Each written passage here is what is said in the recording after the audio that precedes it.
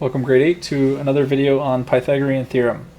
In this particular video we're going to take a look at the Pythagorean theorem, but also some proofs that go along with it, some different ways in which it works.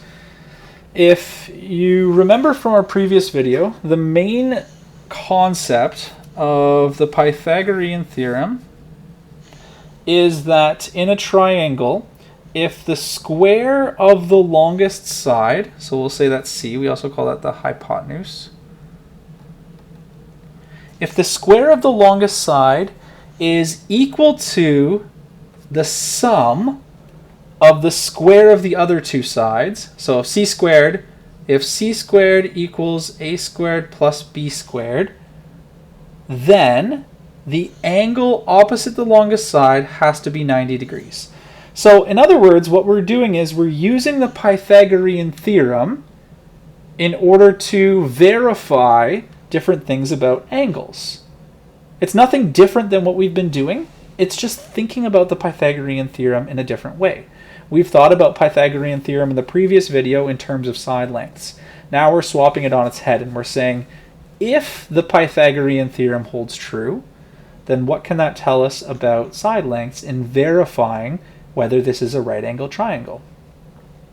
So some other bits of information that we can say is for any triangle with sides A, B, and C, if this is true, then the angle between A and B measures 90 degrees.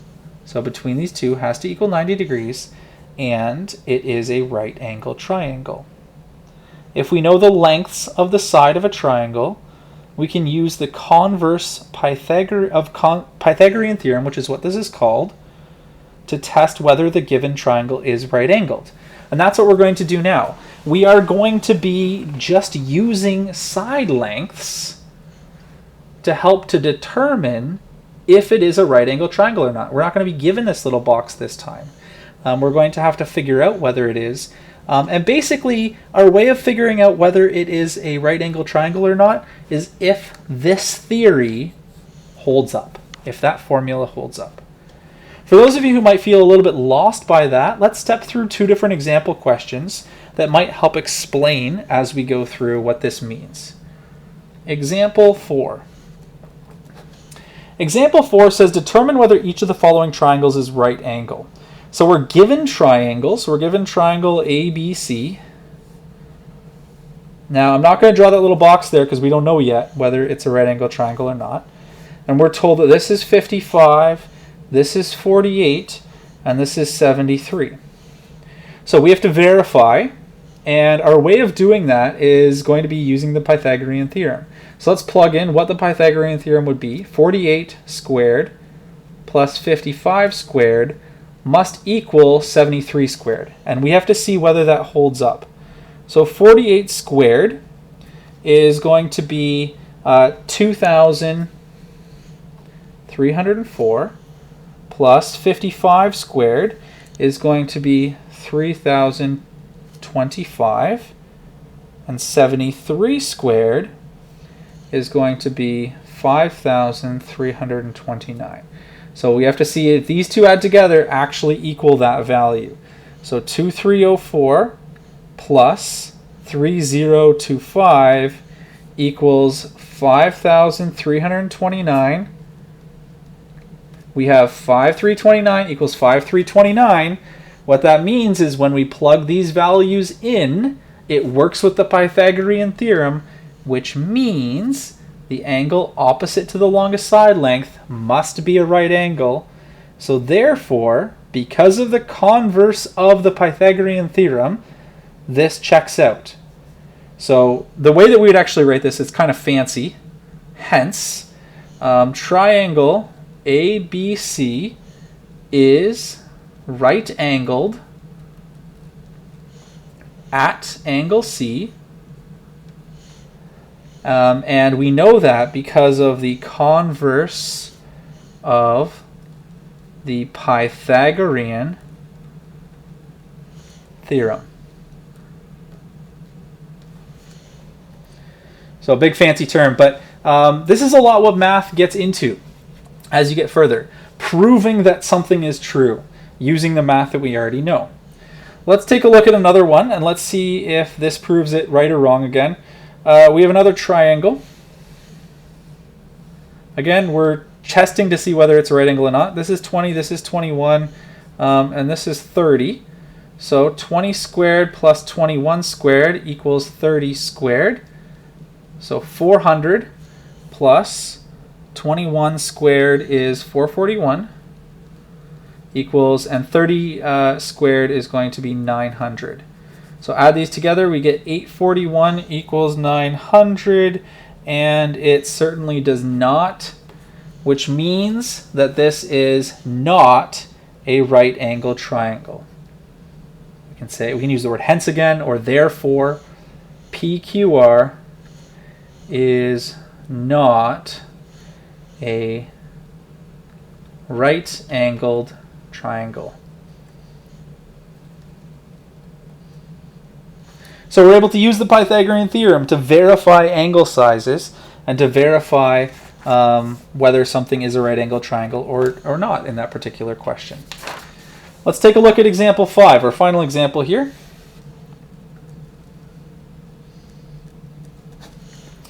Example 5 says we have a bit of a triangle, again a triangle inside of a triangle situation. A triangle there, we also have a triangle here. We're given some measurements, 20, 25, and 28, and 53. We are asked to find the length of CD in this particular triangle. So there is a couple of things that we have to go through first. First of all, our very first thing is we can figure this out only if this is a right angle. So we first have to verify whether this is a right angle triangle or not. Our way of doing that is using the Pythagorean theorem of treating this big triangle and trying to see whether that is or not. So in this case, our a squared, it has to be these two together. So 45 squared plus 28 squared equals 53 squared. Let's see if that verifies. Let's see if that checks out before we can take this question any further. 45 squared is 2025 plus 28 squared is 784, and then 53 squared is 2,809.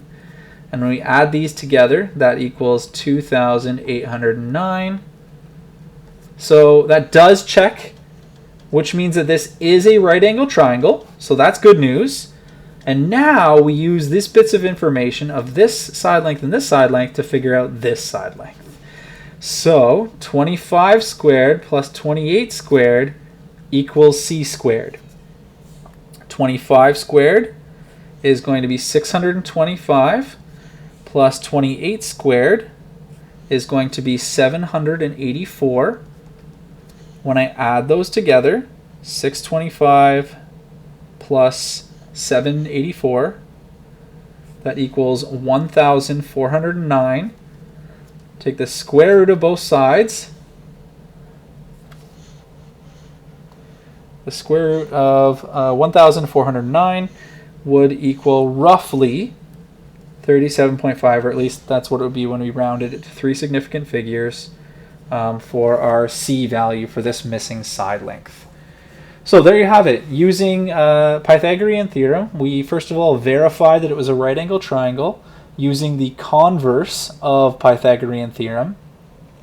And then once we knew that was the case, we could use that bit of information to figure out a missing side length for an interior right angle triangle. Hopefully that helps as you step through some of the different questions, the try it questions for 10.2.